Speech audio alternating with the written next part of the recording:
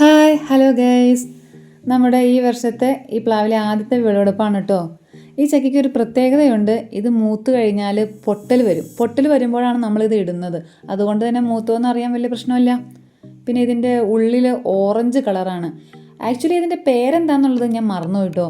കാരണം ഇതിപ്പോൾ മേടിച്ച് വെച്ചിട്ട് ഒരു 8 വർഷത്തോളമായി. 3 വർഷം തുടങ്ങി ഇത് കായ്ക്കുന്നുണ്ട്. മേടിച്ച സമയത്ത് ഇതിലൊരു ടാഗൊക്കെ ഉണ്ടായിരുന്നു, എന്തോ ഒരു പേരൊക്കെ ഉണ്ടായിരുന്നു. പിന്നെ 30 വയസ്സ് കഴിഞ്ഞതോടുകൂടി ഓർമ്മക്കുറവൊക്കെ എൻ്റെ ഒരു കൂടപ്പിറപ്പായിട്ട് എൻ്റെ കൂടെ തന്നെയുണ്ട്.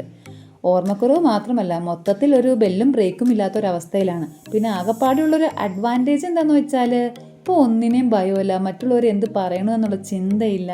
ഇത്രയും കൂടി സ്വാതന്ത്ര്യത്തോടു കൂടി ജീവിക്കുന്നതെന്ന് തോന്നി.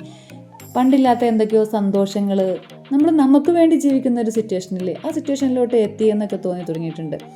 അതുകൊണ്ട് തന്നെ വലിയ സീനില്ലാണ്ട് അങ്ങോട്ട് മുന്നോട്ട് പോകുന്നു.